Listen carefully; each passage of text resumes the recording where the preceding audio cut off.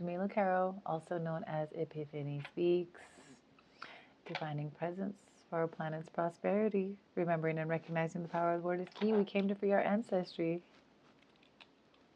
through the heart, mind, soul, voice, and temple body that's most magnanimously blessed with the sacred breath of life.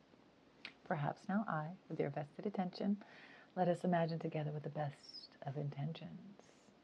Thank you, holy treasured soul of all in all creation. It is a cherished honor to be chosen to welcome in your wisdom. As we merge with the miracles of true love's devotion, let us proceed with enhancing this living dream into motion. Thank you for joining me today. I have been getting ready for this for a long time. I'm sorry it's taken me so long to get here.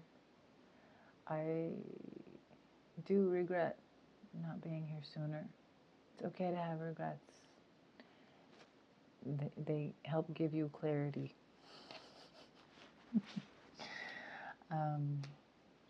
Regrets help you put things in perspective. Like, I don't know about the whole like, oh, no regrets. Make you who you are. No, you having regrets makes you who you are as a better, like makes you a better person.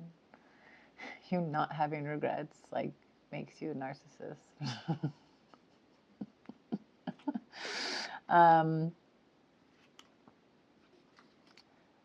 So this is not the start of me working with this deck, this wild unknown animal spirit deck. Really amazing. Who made this deck? Kim Kranz. Comes in this little cool box, iridescent, just like me. And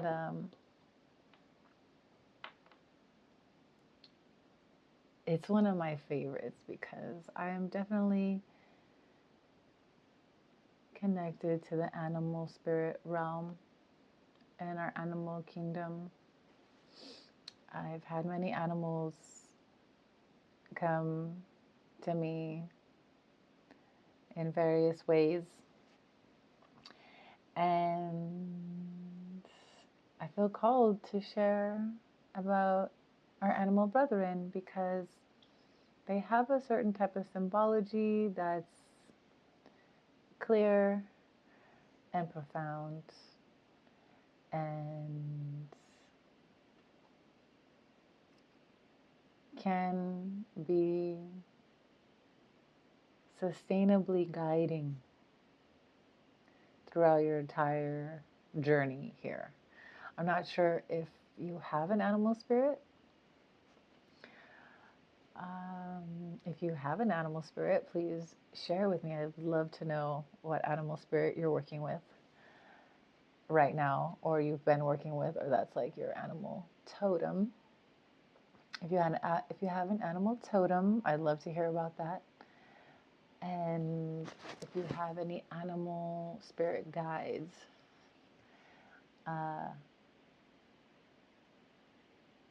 please share about your journey with the animal kingdom. Yes, so we have your animal spirit, your animal spirit guides, and your animal totem.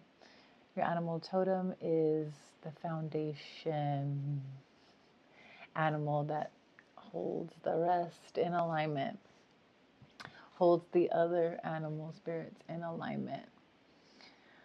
And animal spirit guides are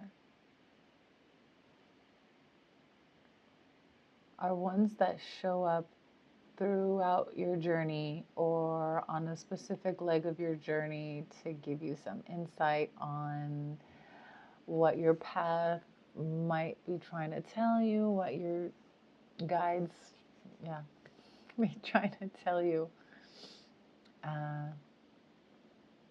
I'll share like a few animal spirit guides that I've had who like come and go and kind of give me good signs are like a hummingbird. A hummingbird comes in every once in a while just to, regardless of the hummingbird feeders, okay? They come around and let themselves be seen and give me like they'll give me encouragement, let me know I'm on the right path. And then there's also like coyotes, right? So every once in a while I come around across a coyote, and it's a different type of message. Different from my wolf. I'm a wolf animal spirit. And coyote and wolf are similar, but not at all the same. Kind of the same. Anyways, so here we are. Thank you for joining me today. And the last card I divined for the collective was the gazelle. And that one really got me by surprise. And it made so much sense for where we were at the time. And I did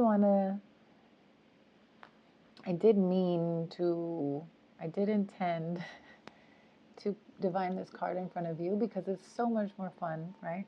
To see the card that's picked in the moment or that flies out. It's much more fun to see it as it happens, but I knew it was going to be a few days before I could make it onto camera, and I just really wanted to know what the flow was. And so I picked the card off camera. Or the card, I didn't pick the card. I usually only take flyers, which are, you can imagine, cards that just Spirit allows to fly out of the deck. That seems to be the most out of my karma way to to choose the cards, or for the cards to choose themselves, right?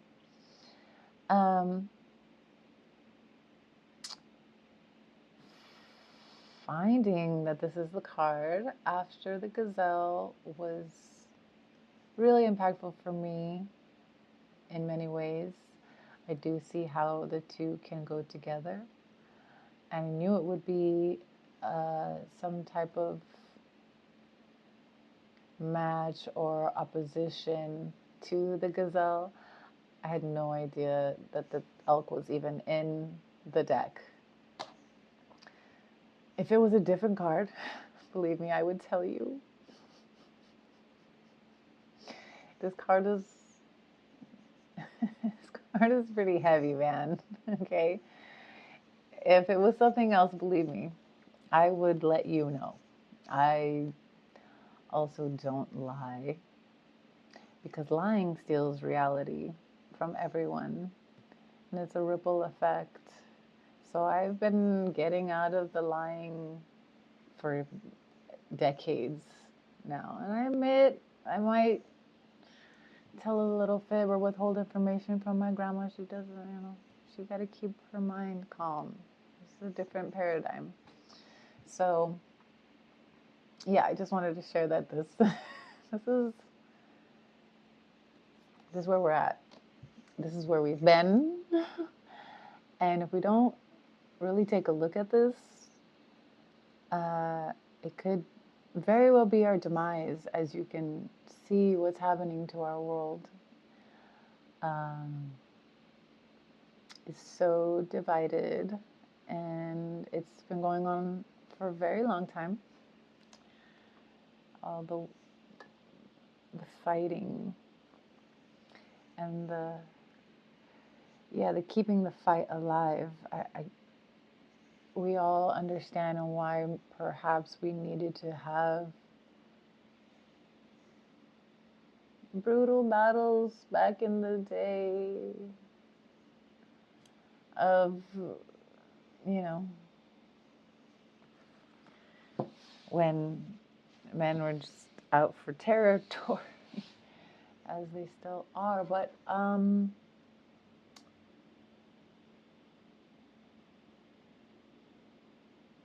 what I'm noticing, and where we're at with this card, and what it's obvious what this card is trying to tell us. We have the elk. And there are fiery antlers. We see only one eye. Happens to be on the left side, the receiving side, the feminine side. And we also have here a dark sun. And wow, is this deck ever interesting to me right now? I came across some information about the black sun many years ago, and how various beings on this planet have shifted their attention and focus to an alternate directive that's not aligned with the all-knowing, all-precious, all-shining, glorious solar sun that we have. The Helios, and Zeus, Apollo, Soul, not to get into, giving any other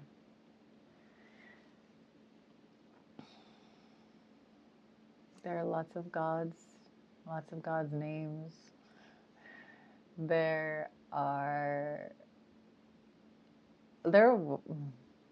I'm already getting off the subject, aren't I?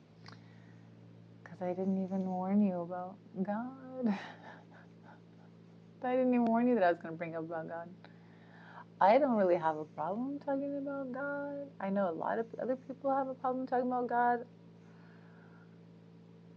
I haven't necessarily just been openly talking about God, because I also know other people have a problem with God. Especially the elk. So this is a father symbolism, okay? This is a representation of the father. And you can maybe imagine why.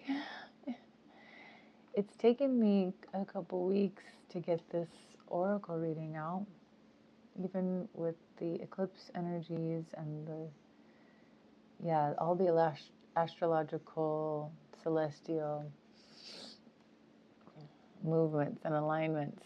My energy's doing pretty good these days. Surprisingly, as an empath,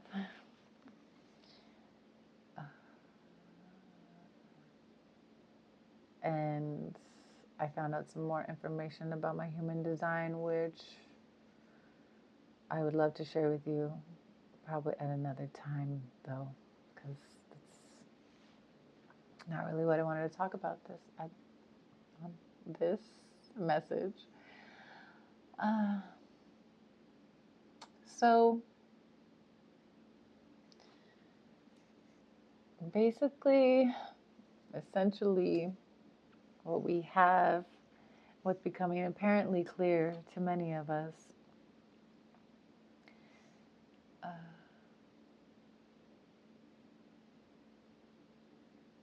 the masculine that's at the helm for ages is still intent to be wielding distortion and confusion and obfuscation. And we're really at the point where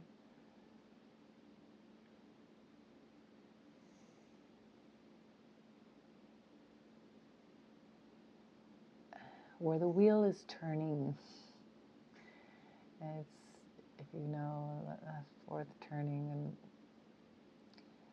and I don't know, I can't share everything with you because I don't know how to keep track of everything, and I'm just here to share simply, trying to share simply because where we can find simple explanations is where we can, and simple definitions is where we find truth. Truth is simple. Truth is easy to understand, actually.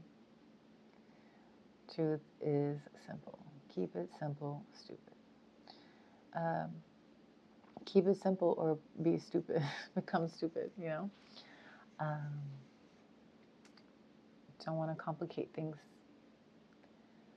And I've really been asking for my own clarity in my own path and journey for many years. Thank goodness I started asking. And I'm a late bloomer. Got a late start. But that's okay.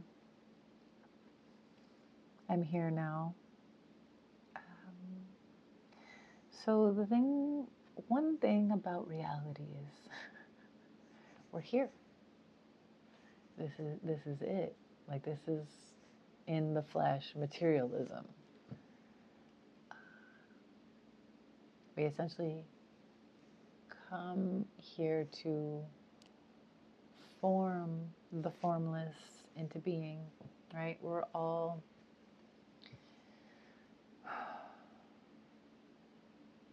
our own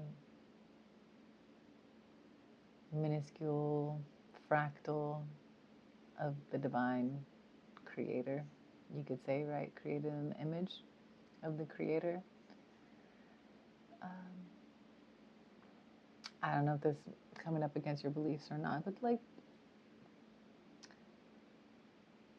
let's just say, for clarity's sake, or let's just consider, and let's just take on the opinion that we are all pieces of God, generator, operator, distributor of energy, God, G-O-D. You could say destroyer of energy, but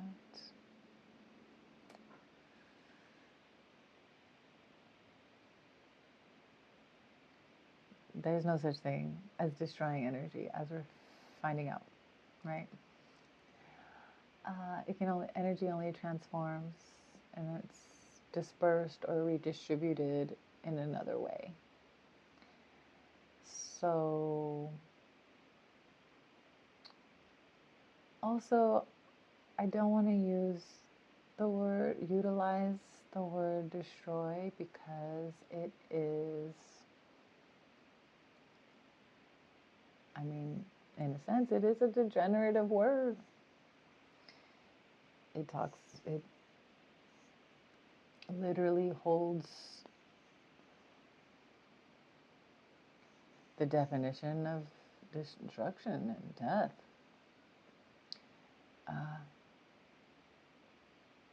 And that's not necessarily what God is or does. It could do that, but it's very rare that an unconditionally loving God or creator or source would maliciously want to destroy the imperfect children it knows it created, right?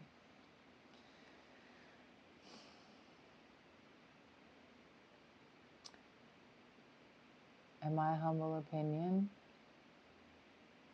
it is man's appropriation of being God that is destroying all of us. Man was never supposed to take the position of God. Yes, we are creators, created in the image of God, and we are somewhat lesser gods in our own right. We are gods of word, creators, wielders of word, spells. Words are spells. Spelling. You may not like it. You may not like to hear the clarity. You may not want to receive the clarity that if you use words, you are a spellcaster. If you have any type of wisdom, if you hold wisdom, you are a witch. That's what witch means. Keeper of wisdom. Keeper of knowledge. So you might not want to hear, you might not want to receive and allow that reality to land, but it is true. It is here. That is part of what we are. Like, we're not just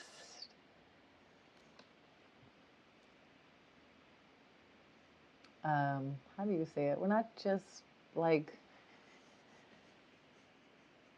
empty beings. You cannot live without soul.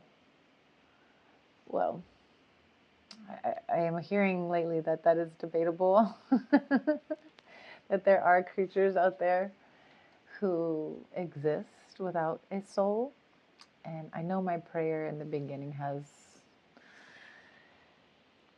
thank you, Holy Treasured Soul of all in all creation. And a part of me trusts that there is a little bit of soul in every single creation. But I can see how there is a assortment of creation that is more consciousness, and then there is one that is more sentient consciousness. And I do admit that there are some they're conscious as they can be. But I really don't think I just doesn't resonate. I don't feel the resonance that those beings are sentient, sensory, feeling, essence, sentience, sensory intelligence.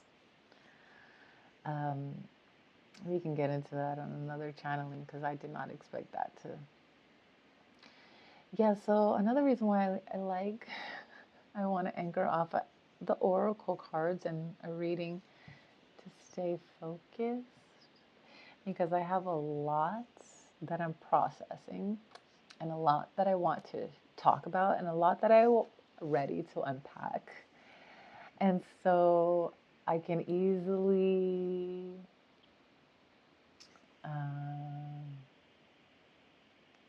start finding other threads to weave in to the potency. And I just need to remind myself, yes, that staying focused with anchoring off of one subject is key. So the one subject we're talking about today is the elk. And I'll just read you the elk card and get on the same page. Stable, resilient, headstrong, the father. The great elk represents the earth element in its masculine form. This means it provides underlying support and stability amidst life's many changes. An elk personality, whether male or female, is fully established within themselves and knows their core values and value.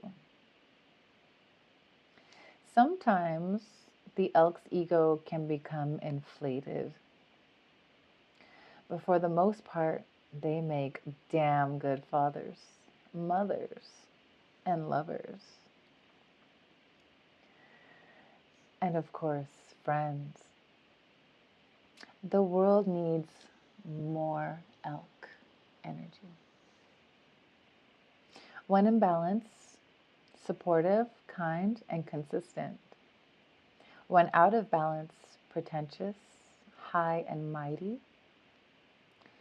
To bring into balance, eat and drink more consciously. And you could say that that's just kind of a throwaway call to action, but it's not. Because how you eat, ingest all the various forms of prana, this is prana, life force, all the ways you intake prana will have a specific type of alchemy once impressioned with something, anything specific to called upon to influence you, right? So when I pulled this card a few weeks ago, I was stoked because it made sense with the gazelle card. It's like a good juxtaposition with the gazelle. And then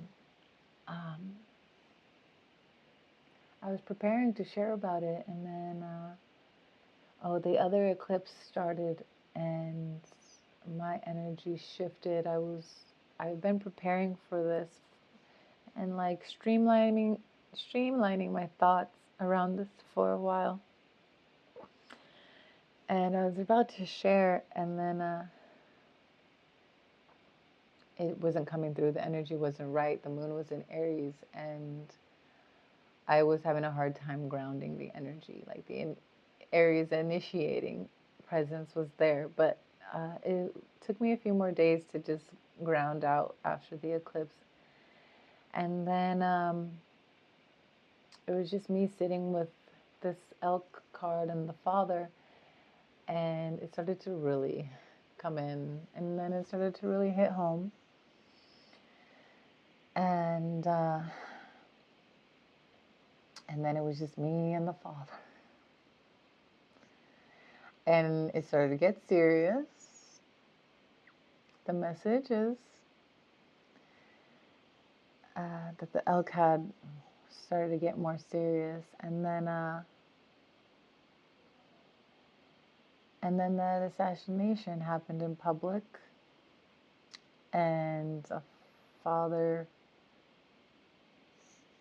was taken out in front of our eyes. And so it became even more serious unfolding of the father, and even more serious conversation that I wanted to have. And then it just became like, oh God, I don't even know if I can have this conversation. It's just like, it's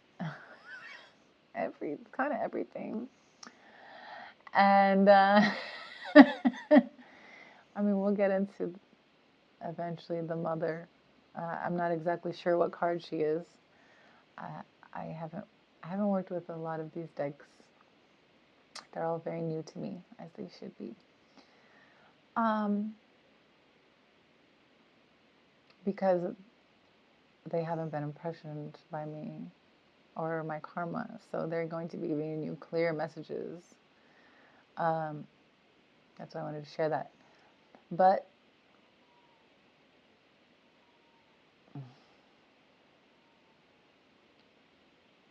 I really the real message started to come out about what this card is truly about. And then I started to see, I noticed the symbolism in the background with the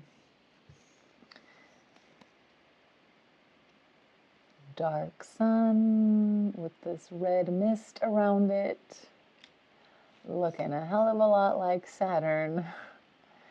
And it started to come even more clearly, and like, whoa, this message is a lot more than I initially expected in various many ways. Even in my own personal spiritual journey, this card is very meaningful and very revealing. So I was going to scrap this whole message because it's like a lot. And I picked another card and it was way more chill, even though it's like, but I couldn't. I had to go back and share the information from this anchor point. It is no coincidence that this is the card that wanted to be seen. And also, I am becoming into a new incantation of my personality. And this really reads well for where I am at. And of course, I mean, I could say at this time in my life, it could be something I'm calling in. But I mean, to just keep things simple, I also have my own origin story with the Father as well. And actually, it's just like, it's such a culminating moment right now. I am surprised that this is the card, and I'm also like not surprised because it's something we really need to talk about. And as you can see, if you can see these type of things, we have reached the impasse. We're finally at a space and time where we can talk more on the level and eye to eye. And we are at we're like at a leveling off stage where we really get to talk about shadow work, light work,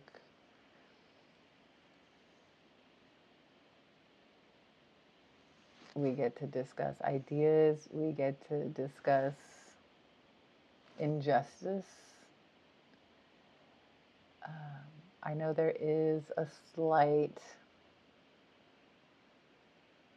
corruption in the system where they're trying to shut off free speech, but for the most part, this is where we are right now. This is the most free we've been, at least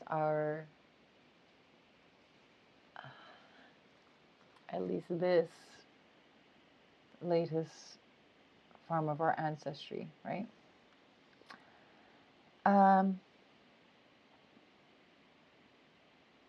So the last eclipse, the lunar eclipse, was actually a threshold moment.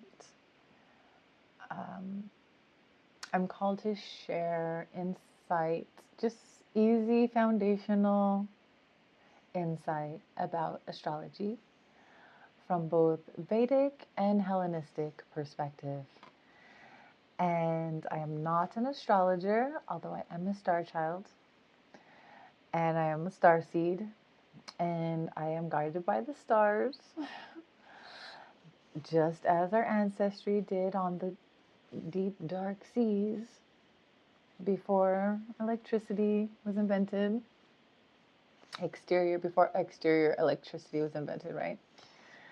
So anyways, where am I? Okay. So I put together a little transmission to start sharing the vision that I am receiving from the symbolism. And I'm here to reclaim our symbolism for the divine. I'm here to reclaim our symbolism for divinity. Because too much of our symbolism has been appropriated and confiscated for evil inversion spell that is confusing and not accurate. And it's been siphoning and stealing reality. It's been obfuscating the clear reality for many, many, many, many, many ages. And we are such an innocent human species. We are so easily impressioned and influenced. Mostly because we've been cosmically abandoned. I'm like, come on. Like, just admit it. Like, we don't know a lot about what we supposed to know. Not to shit all over anybody, but there's been a lot of information that's been confiscated and occulted, meaning hidden. And for the past few years, I'm sure you've been noticing how a lot of the occult knowledge is starting to finally surface, because in my humble opinion, it is all of our sacred knowledge that belongs to all of us, and you cannot keep it hidden. You can only keep it hidden for so long. And like, why would you want to keep sacred knowledge hidden from your brethren, like, and sistren, to gain advantage over them? Or to keep certain things about reality from them? It's foul play, and it's not allowed anymore. I've been saying for the past several years that those who have gone against nature are now going to be at the access point of nature going against them. This is why a lot is coming out to be seen. But, like, it's just still a lot of confusion, because, like, our sacred knowledge has been hidden for so long, and it's been hidden specifically to deliberately twist our sacred knowledge and invert it so badly that anybody even slightly looking in will think it's evil.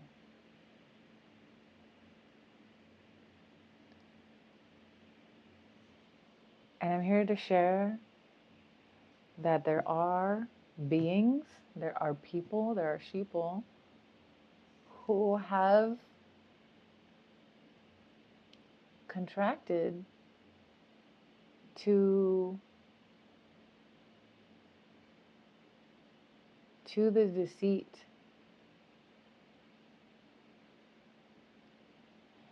They have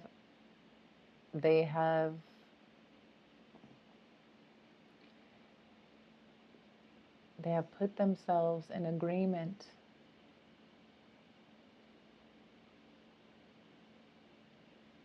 of withholding from you because they think it's powerful. It's only powerful if it's more of an equal playing field, if people know who they are. Like, seriously, like, how much fun can you really be having control over sheep who don't even know who they are? Like, Like, that's what you want to, okay, I'm going off the rails. So I want to talk about this stuff because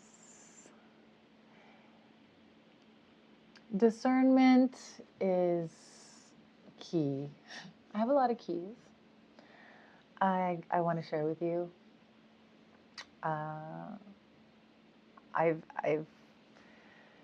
made a list from A to Z, and we could start at A.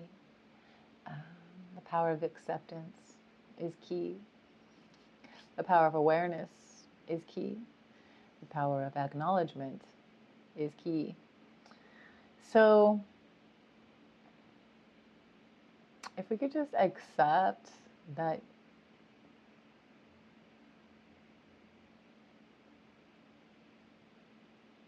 there is something wrong with the infrastructure of the way our creation is wielded, I think that's a good place to start. Okay, so I pulled the elk for this threshold, and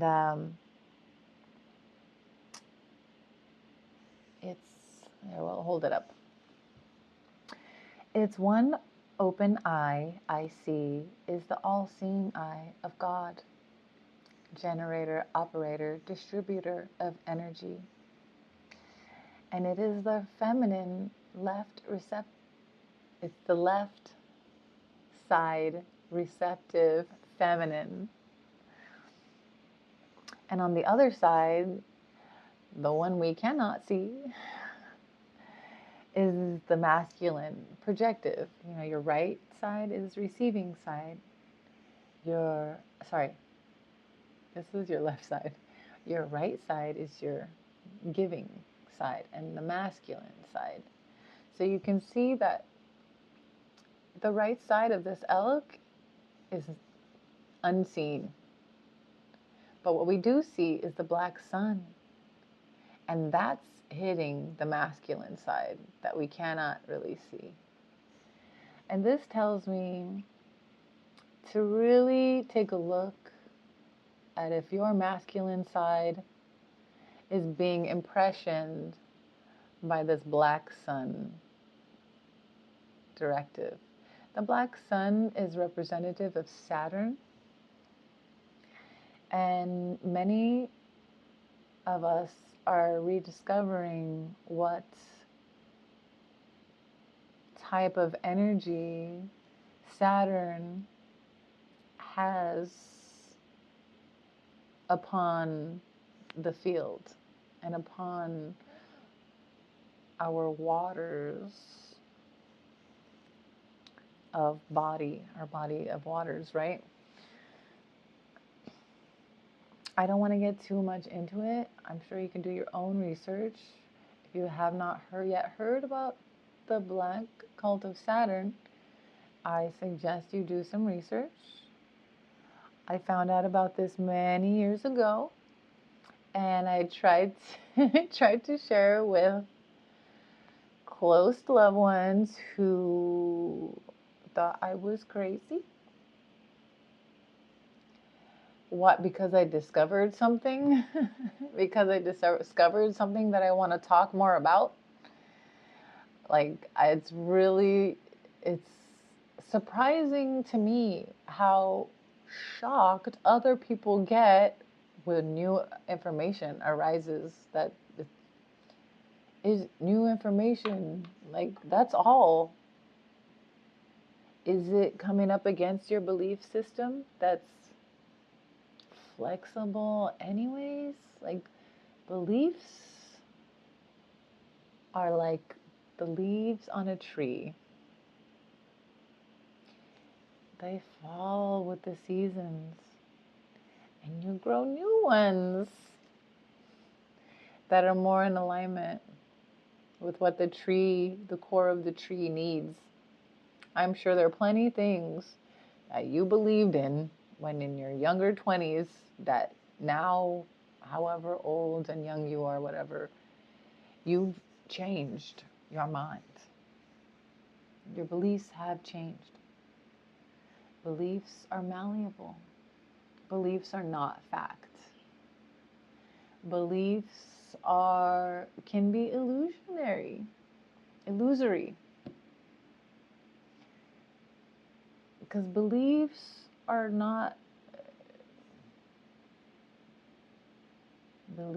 like an overlay. They're not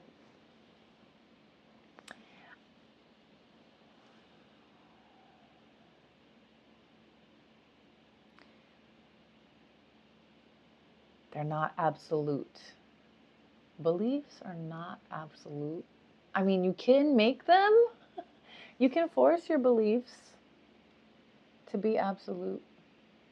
But essentially, beliefs are not knowing. Knowing is knowing. Beliefs are, I'm not sure. Beliefs are not truly accurate. I mean, essentially, all of this is like based on beliefs.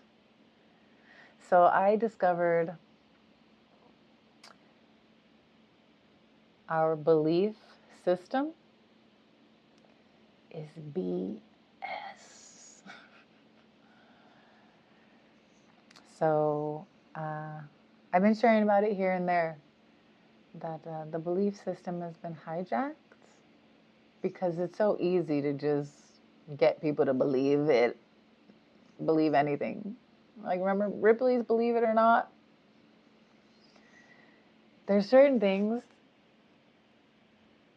about the absolutes of this realm have nothing to do with your beliefs. They exist, whether your beliefs attach to it or not. So essentially, a part of my message is about belief.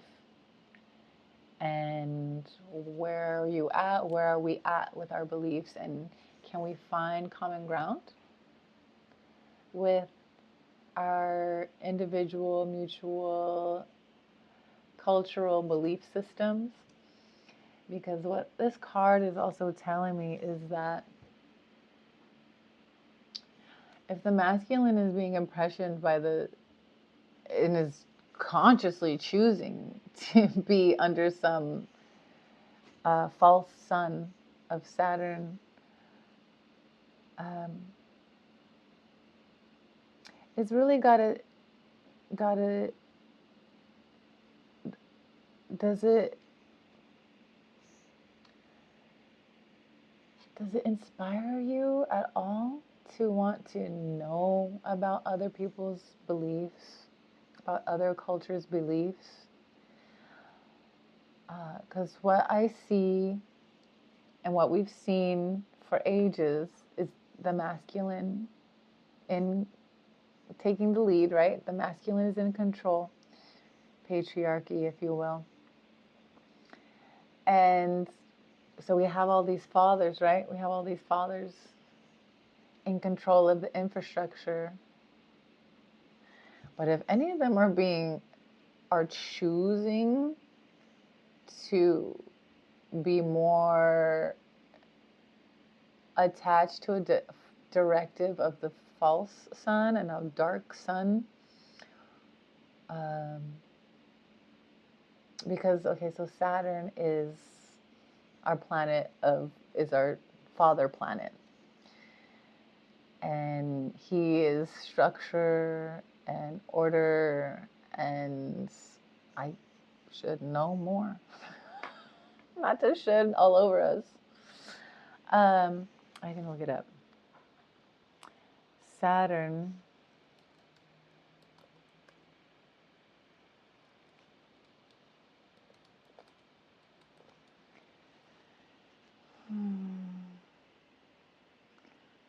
So Saturn symbolism, okay, rich, multifaceted, drawing from mythology and astrology and astronomy. Just want to share that astronomy was actually Astrology came before astronomy, actually. Astrology, I recently found out you can call sacred astronomy. So, not to be dividing, like a lot of these modalities have been separated for confusion. Like science and spirit used to always go together, and then they were separated. And now the one eye masculine, like, is only giving more attention to science. And like everybody's all about science is God. Oh, science did that. No, actually, I saw this commercial about dog food. They're like, science did that. Science did not do that. The creator did that. Science may have been able to help synthesize the specific ingredients of which to put in your dog food, but no, science does nothing. Science just interprets. Science just interprets what has already been created by spirit and conscious sentience. So yeah, science. Okay, so in astrology, Saturn is the planet of limitation, restriction, discipline, responsibility, and structure. Okay, it represents a need for self-control, boundaries, and the acceptance of life's constraints, acting as a taskmaster that fosters maturity and perseverance through challenges. Okay. See, Saturn sounds cool though. Like that stuff is good. Like those things are necessary for, a solid, clear structure, right? Yet, it seems as though there's been some like overdosing on the energy that Saturn shares with us. And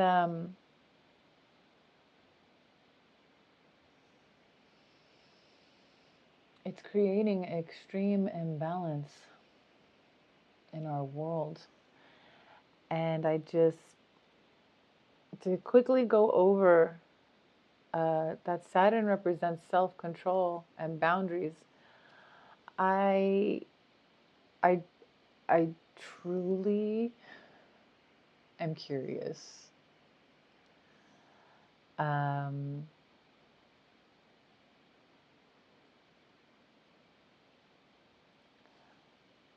about these aspects of self-control and boundaries, because I actually don't see the masculine having much self-control. Like he has a certain self-control that is like a basic baseline of acceptance, right? But then when it comes to certain things like connecting with women or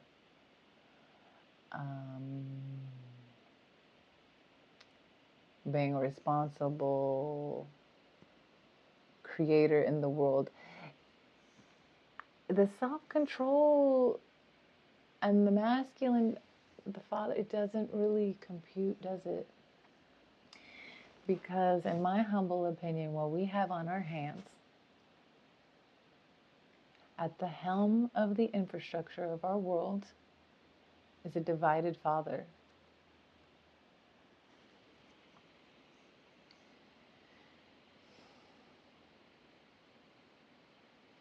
And, we may not have all the same interpretation of what God is, I think because we don't all speak the same language. You know, get into the talking about the Tower of Babel, and anyways.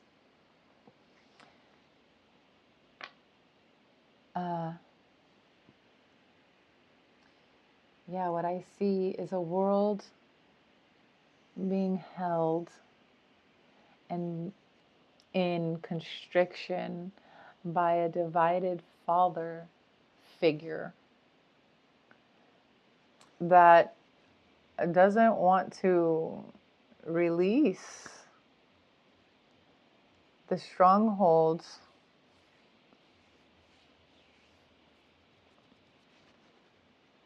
of really difficult karma it's created for everybody here. You could say that the way this world is doesn't even care for you to have any intonation that Dharma exists. Now, this is why it's really good to learn from other cultures. And it is not to appropriate. But all of these cultures have keys to put together so we can unlock the mystery together. The mystery that has never, I really don't think the mystery was supposed to be this mysterious. It's like our sacred knowledge has been confiscated, right? And hoarded, and has been. I don't want to just blanket statement say patriarchy, because I mean it's obvious, but I want to find a more precise language that doesn't just kind of like blanket statement, like, or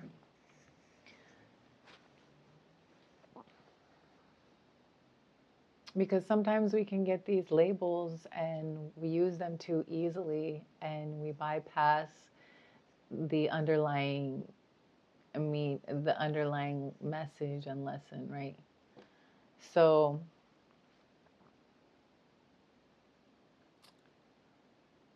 you could say, what do I want to say? I think I said it. I'm sorry. I haven't recorded it this late at night and things start to settle down and it's a different type of energy. And like sometimes my energy is. So I'm carrying some alchemy of a Heyoka, which is the tribal sacred clown, who can do things backwards sometimes to give contrast, right? And to share lessons to kind of get the perspective, like an alternate perspective that you may not have seen. And then sometimes I just find myself kind of like naturally and I can't help it. Also Scorpio, finding out that I'm a Scorpio rising, and Scorpio kind of goes through these cycles of energy, and just totally revealing and sharing with you that I'm feeling this happen right now. I think it just turned like 9 o'clock. The completion hour, right? Okay, so 9. This is the year of 9, right? Okay, so very important year of completing cycles. And because that's what the number 9 means. So 2025, if you add all those numbers together, you get 9. And so all of us are completing. You could say that that's maybe not necessarily the real year number, because we do know that there are some cultures that have been keeping time for much longer, and they're I think it's year 5,768 or something. I don't know. I could get into that another time and do that computing. But I mean, I'm just sharing with you because there are various perspectives on how to look at things, right? How to look at this world, how to look at any one thing. So that's why sometimes I'll go off and I'll share all that I have gathered. I'll try to share all that I have gathered with succinct structure as much as I can. But yes, getting, and it's like I am called to keep it light, right, as much as I can, because I am a light being. But I also, I am a shadow worker, and like, you could say all the best light workers are shadow workers. But no, even the light workers who are, everybody has shadow, okay? You can't live under the sun without a shadow. But yes, there are light workers who work more in the light and who have done that work, and they're just holding up that light, or they're shining that light, and we love them for that. But there are many of us who are called to do collective shadow work. And it's not easy. I mean, some people it's easy for.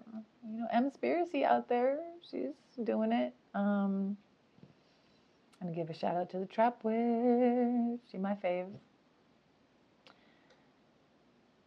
She doesn't know she's my bestie on cyberspace. I can't believe I just said that out loud. Okay. I love her. She's amazing. But yeah, these especially the more shadowy women who can hold the darkness, have gotten a lot of challenge throughout this journey. They've gotten a lot of judgment for who they are because they happen to be born at a time of season where the energy is like, this is all very much impressioned by the planets. It's nothing personal, it is spiritual. And the way the energy works, even within the seasonal structure, which Hellenistic is more heliocentric, and through the seasons, these seasons do have a certain type of impression on us. And it's ancient, isn't it? It goes back to like the hours, when the seasons were goddesses that were called the hours. And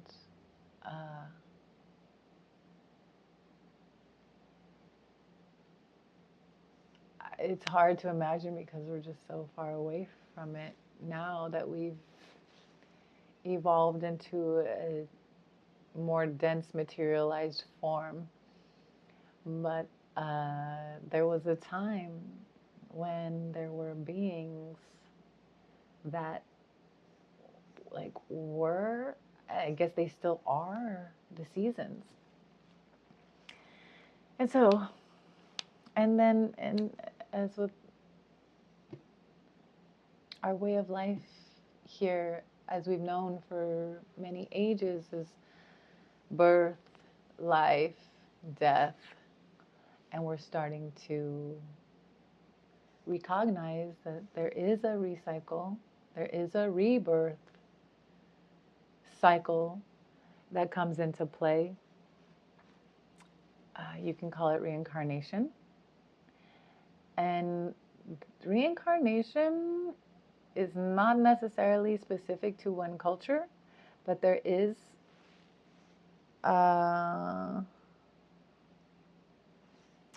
yes, there's one or two, three, a few specific cultures, and I guess you can call it religion. Although you can call it religion, but these are also ways of life. Like Buddhism, they say, is not really a religion, it is a way of life, or is it Taoism? So,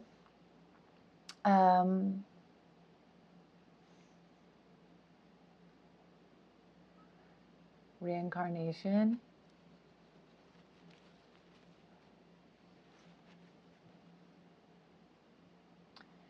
I could do a whole other, I should do one on reincarnation, because I actually just got some really interesting information about reincarnation. So you may not believe in it because beliefs are not necessarily facts, but we have discovered that there is a regenerative or a reincarnative actuality that happens within this reality.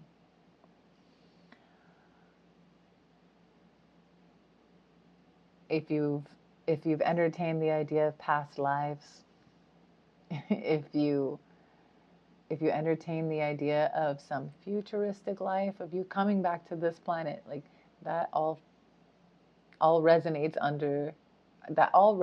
in the realm of reincarnation, or the aspects of reincarnation, right? So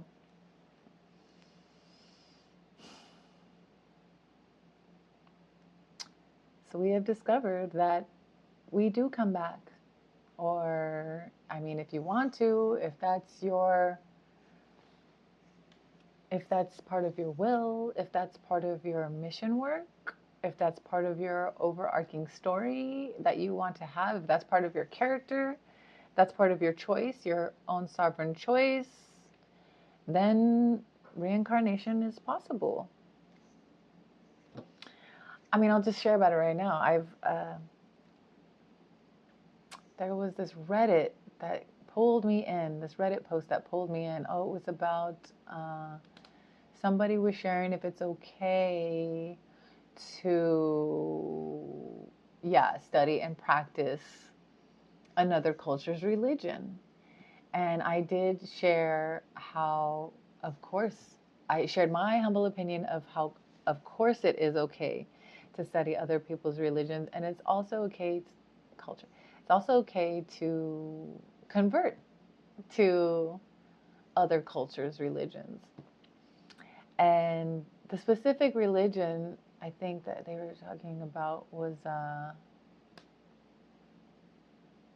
it voodoo? Voodoo? They were asking about, I think it was Haitian voodoo. And I actually was called to share about a friend that I have that had that same type of inclination called to him about like he had this pull towards Haiti, and he couldn't understand it. And I hear about other people having a pull towards, Ibiza or something, We're all called to whatever our soul is called to.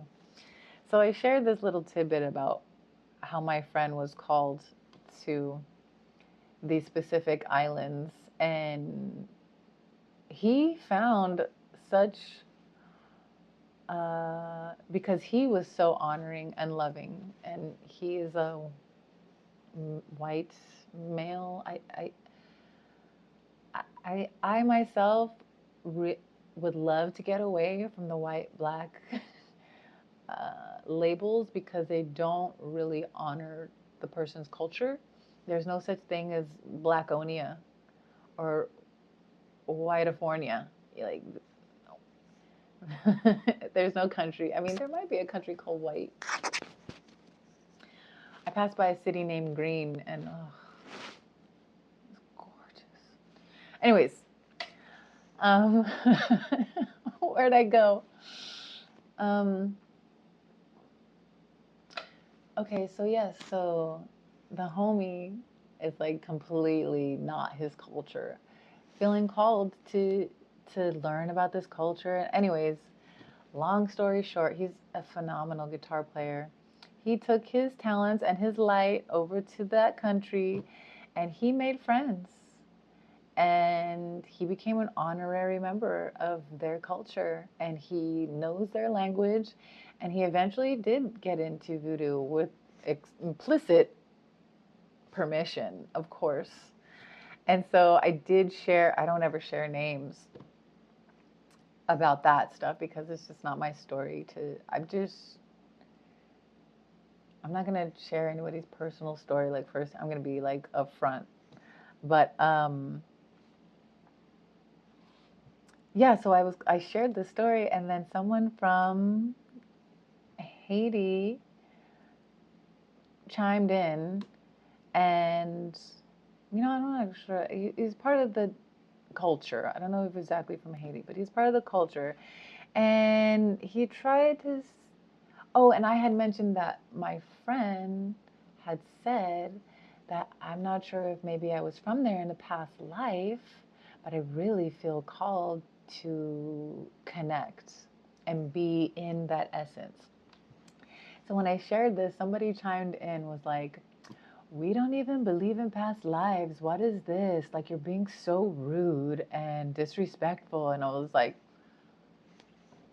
because I'm sharing a true story of that my friend shared with me, and it's actually highly respectable and reverent. Like, and this is just his words that he shared. And so this person took so much offense to like me just sharing a simple story of, yes, permission. You do have permission to study. You do have permission to convert to a religion if you want to, as long as there's impeccable respect, you know, because of course these spirits will let you know if you're not welcome. Okay? The deities will let you know if you're not welcome. Not really the people. A lot of people have their stigmas and their own shadows that they're working with, and then of course I can understand, like, I understand about closed practice and they don't want a procreation and they don't want people coming in and just taking their land. So there does need to be, I understand why there are boundaries. Yet this is an integration planet. And we're not necessarily encouraged to integrate the way I really feel like we have needed to all this time. We haven't been allowed to integrate in the ways we know how. We know how to share. We know how to teach. We know how to be open and allowing. And we know how to delicately discover. So, but that's not necessarily what this divided father has been doing, has it? The divided father has been wielding division throughout our terrain for centuries now. This is why it's very important, I feel, that we do start learning from each other and sharing this cultural interpretations of what creation is, what love is. If you haven't noticed, the political patriarchy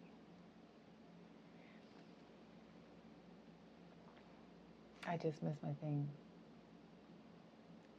I call it a political patriarchy because, yes, there may be women involved, but I'm telling you right now, those are can't beat 'em, join 'em bitches. When you start discovering more about who you are and knowing thyself, so much more will become so much clear to you. Once you start to become clear to yourself, everything else will just clarify. And it's still challenging. It's just not so straight and narrow, you know, but you have to sift through some muck and junk to get to clarity for sure.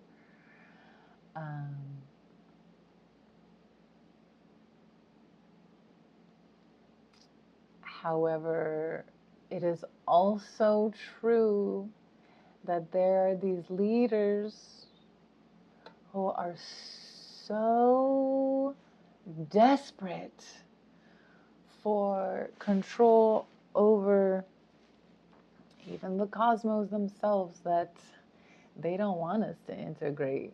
They want to keep us separate from each other. They don't want us learning from each other. And this is also why some of them have started to hoard sacred knowledge for themselves. They don't want you to know sacred knowledge. Or they'll give you distorted sacred knowledge because they don't want you to gain an advantage. They don't want you to have a fair shot at this life.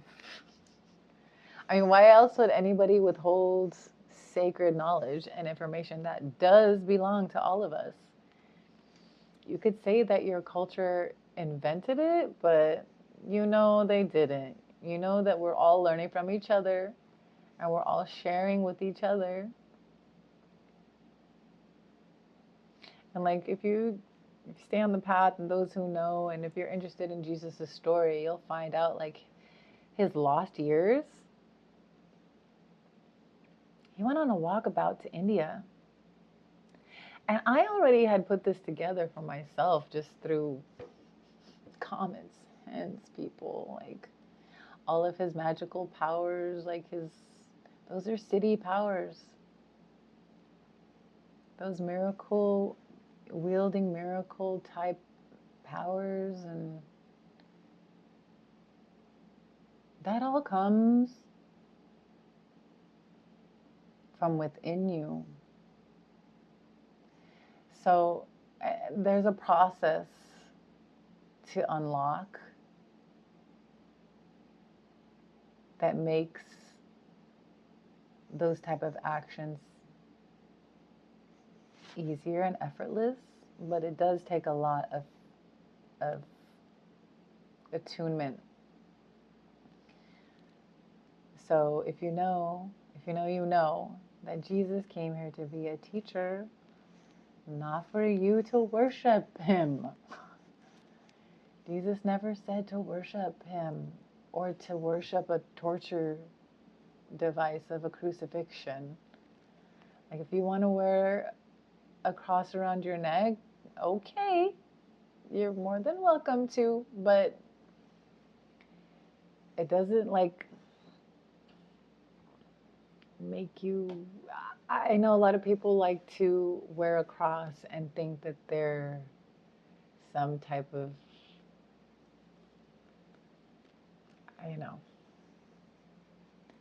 specially marked person, or like, well, if you look at that, excuse me, if you look at that symbolism,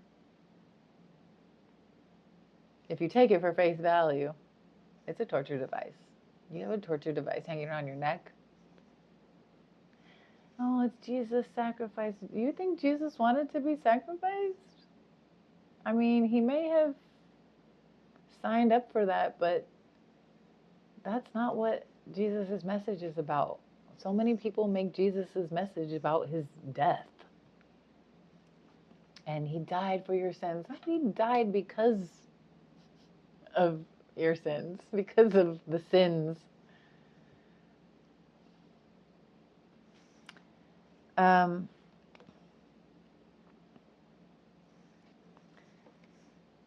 Jesus' message was about life and how to operate within life, how to be within life, how to be a good father, a father that's connected to the sun, to the soul, not a father that's connected to the Saturn. Like we're already connected to Saturn already effortlessly, and we're already connected to the sun effortlessly. But it is like that little like fairy tale fable of like the two wolves, right? Which wolf are you feeding? And I gotta say, I don't think our vetting system that we have is that. We don't really even have a vetting system anymore. This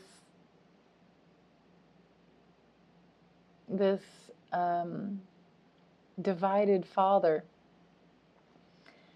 that has been at the helm for centuries. What was I going to say? I don't remember now.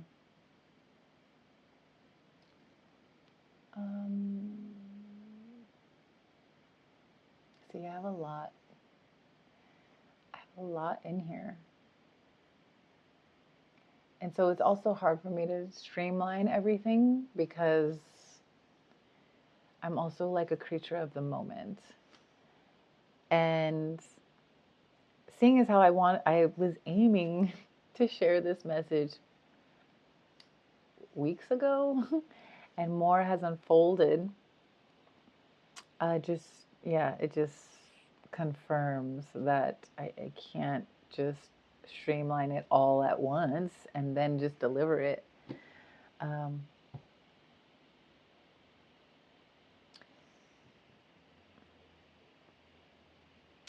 can't just deliver it all at once. It comes in pieces sometimes, and I have to get pieces and timing. But essentially, that's what Jesus was sharing. And of course, it had to be a man to deliver the message because for some reason, I'm not exactly sure. Okay, I am exactly sure why. Women have been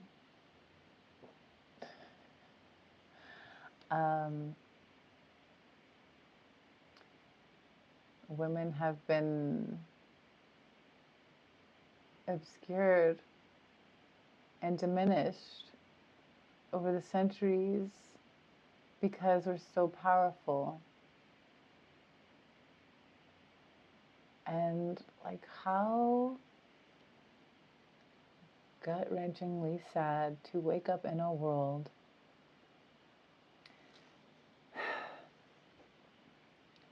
how gut-wrenchingly sad to wake up and find out you are in a world that really does not like women. And women are your creator. And wow, I'm just shocked. It's just shocking to find out how the masculine on this planet behaves towards their feminine creator. All she does is make more of you.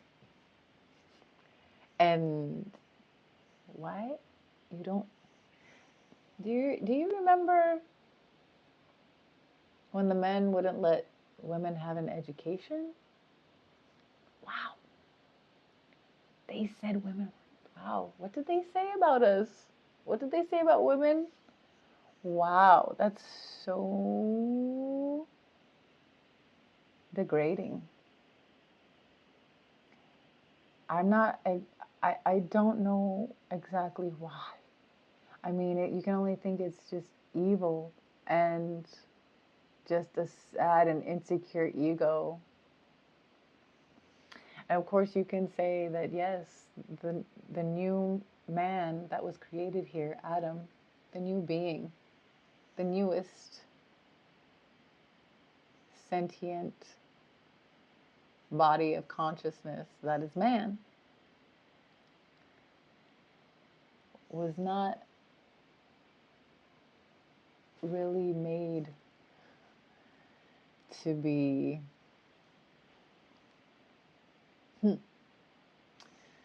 was not he was imperfectly made, wasn't he? Wasn't he? Okay, so if we want to study this old origin stories about Eden, we find out that there has been information left out about Adam having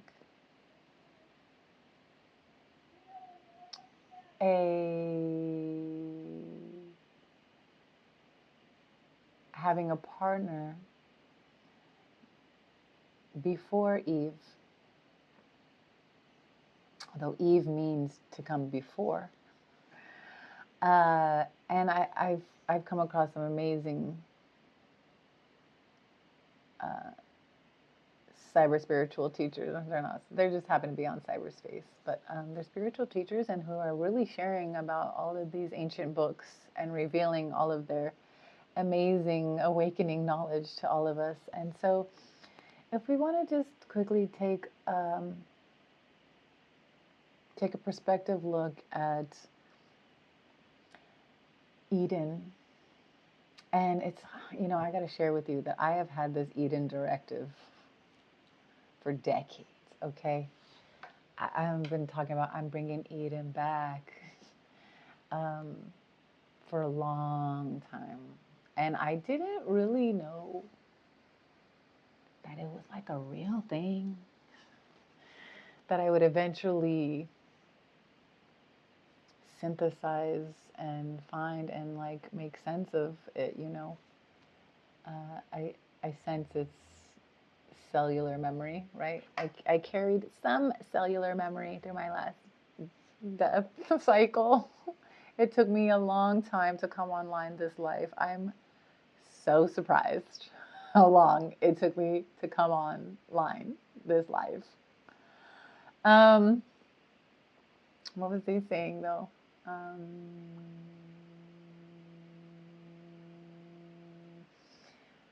Okay, yeah, so it turns out Adam had as a first wife, an original partner. I guess they were created from the soil together, supposedly. We're still learning. Lilith.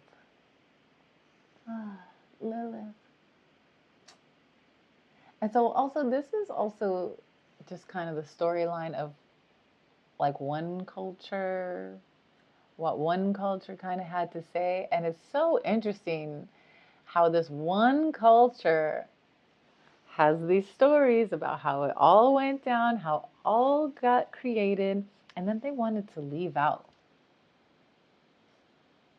They just wanted to cut out a part of the script and just not tell anybody about Lilith. But they work with Lilith. And just to share, Lilith actually has made it into the cosmic astrological field of star placements. It doesn't have an actual constellation, but Lilith does have a placement, Black Moon Lilith.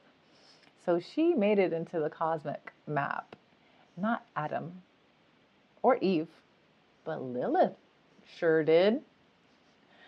So without getting too much into all of that, I just wanted to share that to tell you that there's just a lot of study, more study that needs to happen. It's not all black and white. There's various colors and various spaces where we need to read in between the lines,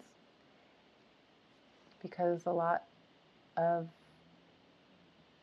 how our creation was created has been cut out, obfuscated, hidden, occulted.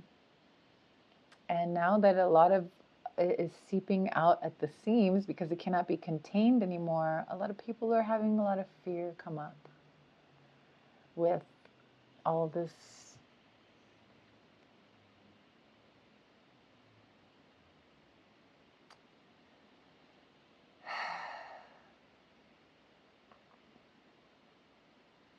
people trying to make sense of everything that's arising.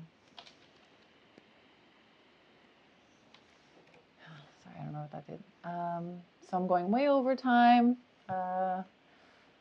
Yeah, a lot of people are, because this is also why it's been occulted, to specifically instill fear inside of you. If you don't know everything that's going on, you're going to be a little afraid. Or more than a little afraid. You're going to be a lot afraid if you don't know how to make sense of how any of this works. And so basically that's another reason why the divided father has deliberately divided creation wherever it can, so it can conquer you, because it wants you to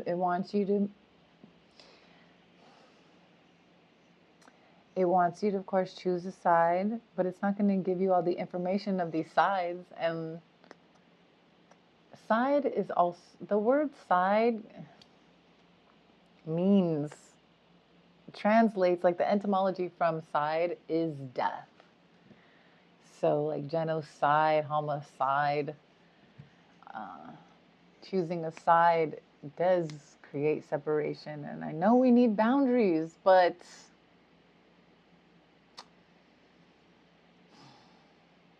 we also only have this one world to share.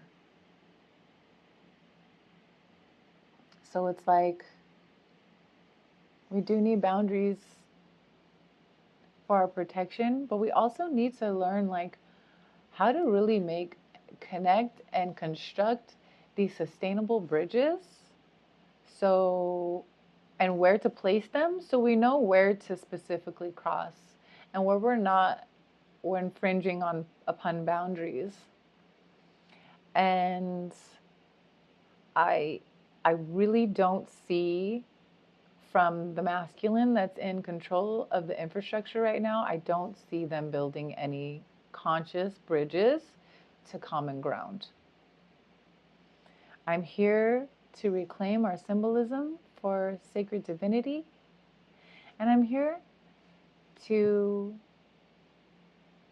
have conversations of how to specifically create common ground. And it's not just, all these things are ending and things are beginning. Like, I'm sorry, that's true, but it's also cliche for me. Like, I really want to have precise call to actions where we start to detail and really describe in detail the action that needs to be taken, and the conversation that needs to be had. Because there's still conversations that are not being had, and there's still consciousness we are awakening to. There's still realities that we are awakening from and awakening to. And so that's what I'm called to share. I did channel, it took me a minute, and this is another reason why sometimes my messages might take long, because I receive more part of the message as we go along, as a little bit more time unfolds. So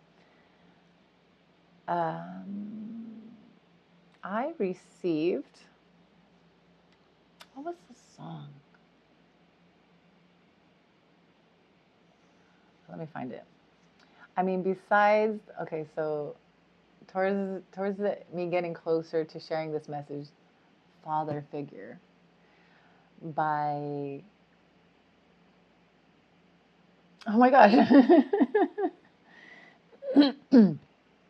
by fucking George Michael. Father Figure by George Michael came through, and I was like, oh, that's what I was waiting for. Oh my gosh, that song is like epic. That song is everything. And it gets into sharing how like men don't sing like that anymore to us and to women, and wanting to be, or at least the mainstream doesn't allow much of the sovereign and nurturing masculine to be seen and to be nurtured.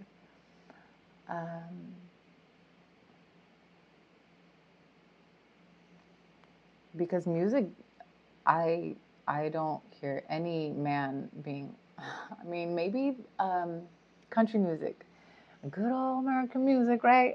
Country music is beautiful. I actually really honor country music for their intellectual lyrics and very clear and positive. I mean, there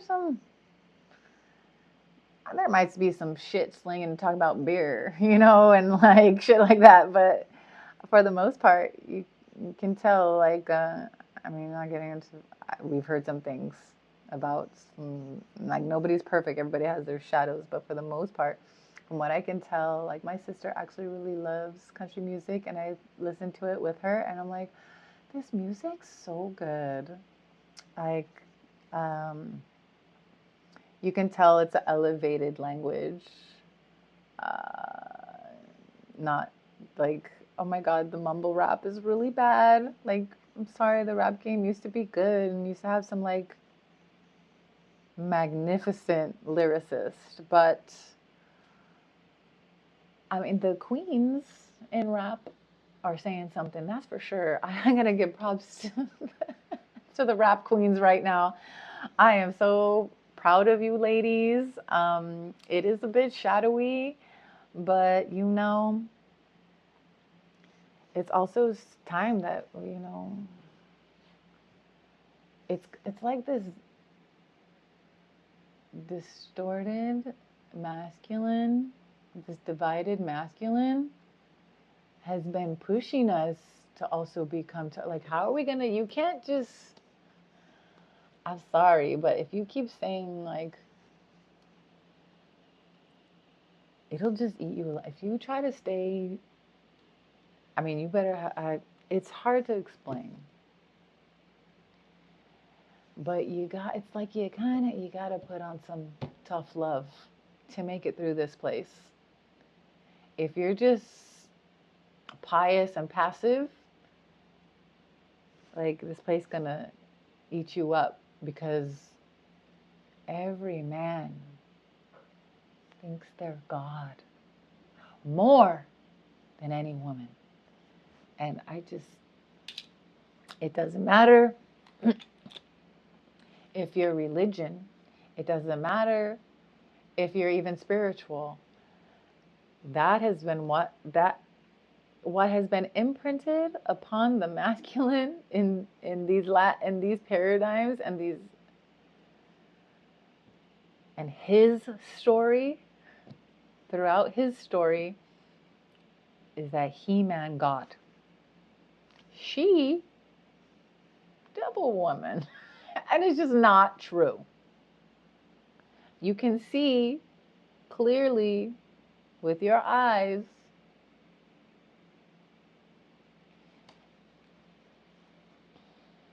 the carelessness and the callousness of the masculine at the helm of the infrastructure of our world. You see what he's doing to the natives, what he has been doing to the natives. So much that he has now dispelled the natives out of their own nativity. Now they're known as indigenous. Do you know that indigenous means people whose land has been stolen?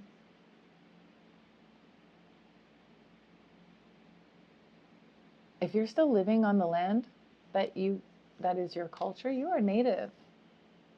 You're not indigenous. There is a distinct nuance difference between native and indigenous. And like it's like people just take on words and spells unconsciously and they don't even know it because somebody told you or you repeat it enough times. If your mind is easily impressioned, like I'll share with you, my ancestry is Arawak. Somehow they got shifted to Taino, which I can see why they started to get called Taino. If you know what Taino means, you know it means good people. So the white man came through, Columbus,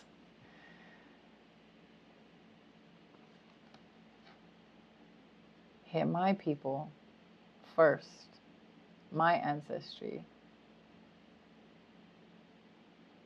Known as Puerto Rico now. That's a white man's language. Richport? I wonder how rich it was back then.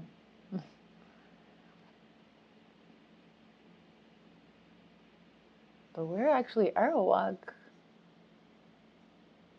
We're not Puerto Rican. That flag isn't ours. That flag was...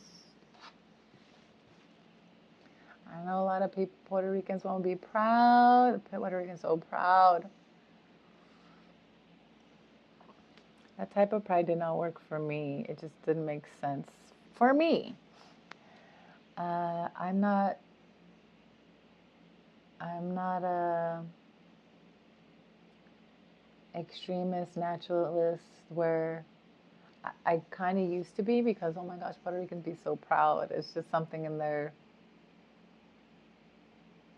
essence, right? So, but they got proud over this like appropriated flag that doesn't even really give them anything. Like being a territory of America, United States of America, doesn't. Yeah, that's for another video, I guess. That's for another post talking about Puerto Rico and the history they've been through. I really feel like my journey has very much been connected in ways and rebuilding. Puerto Rico is still rebuilding from that last pretty bad hurricane. I was actually there during Hurricane Hugo. Anyways, so I really feel I'm completing my transmission, and I probably left a whole bunch of stuff out, but I weaved in a whole bunch of other stuff, and I went way over time, and I didn't even necessarily do a test. So I hope this all comes out. This is like the start of like my real start. And oh, I was gonna share. Oh my God! See, how does this take so long? I am giving people shit for doing their fucking 3-hour channelings. Like, I don't want to do that, but I guess this is like a really pivotal moment, and this is really important type of archetype and symbolism for our entire creation. And actually, pulling this card has brought me closer to the Father and God. Like, I did not even know. Like, I didn't even know it. And I'm being honest, I have had resistance about God being a he, God being a man for the longest time, before I even put together, like, oh yeah, the woman is the creator, and the woman is the one that births into being, and she's actually the bridge and connection between this spiritual and material realm. But yeah, I forgot what my, okay, so it's been a long day of preparing for this. Actually, it's been weeks preparing for this, and so now I'm like, I can tell I'm nearing the end of this transmission. I did want to share the songs that came through for this transmission. I did slightly mention George Michael with Father Figure, which is super important, and I want to break down the lyrics, and I feel like I'm going to do this. See, this could be a whole series, right? And then the other song is Soundgarden's Black Hole Sun. Black hole sun, won't you come? Wash away the rain, black hole sun. Okay, so yeah, really quick. Even Soundgarden sang of it. Black hole sun, won't you come wash away the rain?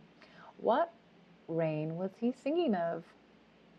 I suspect he knew the devouring nature of the black hole sun would eventually swallow itself, as all black holes certainly do.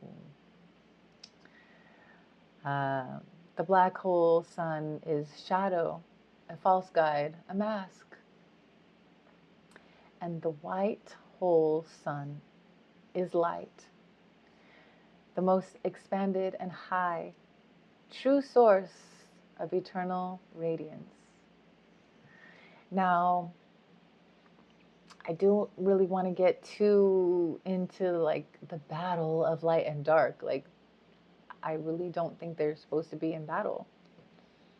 I think they're supposed to be in union and live together in harmony. I'm not exactly, I mean, I can imagine why some beings don't want this place to be in harmony. Finding out that some of our alien brethren don't even breathe air. They don't breathe air. They breathe like toxic, poisonous gas. So, of course, they want to re-terraform the planet for, toxicity that they can breathe. I don't, so. The other song, oh, I did want to say that, Father God, even Mother God, Father God, the sun is all nourishing. The sun can burn you, right? If you're out in the sun too long, that's for sure. It'll fucking burn the fuck out of you. Especially if you're not eating right. If you are eating holistically, then the sun will nourish you. So to be mindful of how you're eating, right? Was the balance? Eat and drink more consciously, so the sun don't burn your ass.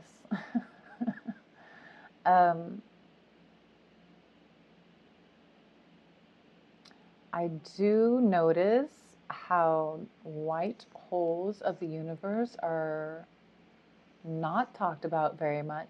It's very heavy on the black hole conversations. And apparently the white holes are still kind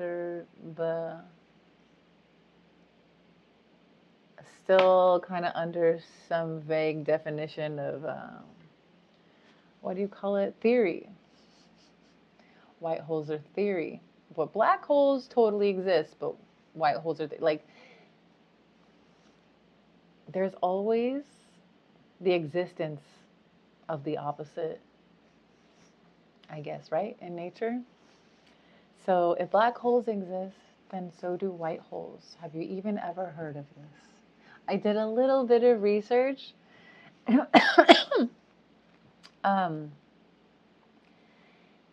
And the research that I found kind of just leads me to believe, and yes, it's a malleable belief. It's just something I'm working with, because it's an idea and it's theory, right?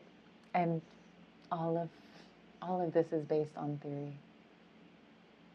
If you haven't noticed, I'm going to do another one on that. I'm going to do another. So, doing research about white holes tells me, and I also tune into Dan Winter. Are you tuning into Dan Winter? Dan Winter is not a black sun father. He is a solar father. He's actually, I will tell you a little secret of mine. He's really the only man I trust in this world. I mean, I trust other men to an extent, but I implicitly trust Dan Winter.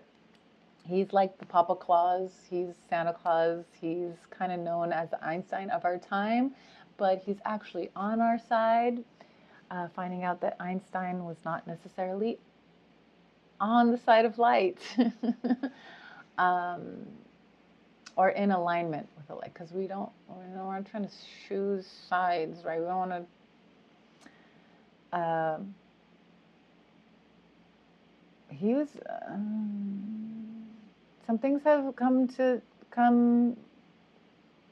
light that Einstein was not necessarily in the divining of light, but he did admit that all of his scientific work was to prove existence of God. I'm pretty sure, I know I have heard that somewhere. He had admitted, which you will not hear very often. You won't hear about that. But Einstein's work was to discover more about our connection to the divine, even though he may not have been in, right?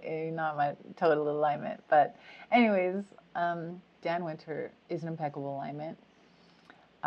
He shares information about galactic hour story. I call it our story. I've been reprogramming that for a while. And I stopped calling it his story, because it's not his story. Her story started coming. The goddess started to come in quite a while ago. Goddess started to come back. I really started to notice, and I started to share from her story back in 2016, 15, 16, maybe it started before that, but that's when I started to share the message of her story into the field. So Dan Winter knows a ton about galactic hour story, and he brings on other star beings and other light beings and other team members to talk about stuff that he doesn't know. He's also invented some profound healing technology. He's hiding out in France somewhere because, he's light band. He's so shadow band, he's light band too. I know what that's like. And so really quick, Actually, I don't think really quick because this is going, oh, it's almost 2 hours. I don't know if I can put this up. I need to shorten this. So maybe I will do a series on the Father and all these ideas that have just expanded and have come up since this little card.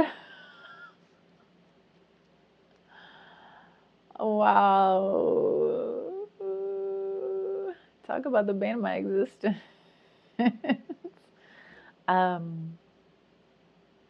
I have been on path to healing my connection with the Father for a very long time. I do not know who my biological father is. I barely know his name. I've never seen a picture. And it has definitely impacted my life in good ways and in bad ways. I will share that it actually has been such a blessing in disguise. Because seeing as how so many masculines have unconsciously allowed their directive to fall under a more Saturn type of energy instead of the solar energy, I'm so glad that I don't have a father trying to infringe his shit all up on me. And I've seen so many other fathers like gone astray, and I see how daughters and sons have such difficulty with those type of fathers. And I've also have had wonderful fathers in the vicinity of my path. Uncles who have been really awesome. Some uncles who have also grown out of their distortion, which was amazing. I love to live vicariously through good fathers. I love to live vicariously through like friendship connections and their good father connections, and I love that. I don't ever get jealous. Just so you know, like it's very, very rare, and I will say so. Like I'll say I'm jealous or like I'm envious. Like it didn't even sound right coming out because I'm just very rarely like that. Because like I know what I have, and it's just I've never also been competitive like that because I know we're all our own individual divine incantation of God. And like you can't have what I have, I can't have what you have. I've just, I don't know, maybe that's why more people don't like me, because I'm not jealous. I did have some jealousy come in more recently, and it was like, I get people giving me jealousy, and I think it's part of my astrology. It's not cool. It's not fun. I really don't like it. I mean, I've even heard some spiritual teachers say, fuck it, fuck them, let them be jealous. I just don't, I don't know, I don't like it. I'm being honest. I'm not friends with the green-eyed monster like that. I'm more friends with the green chakra heart. Anahata, right? Is it Anahata?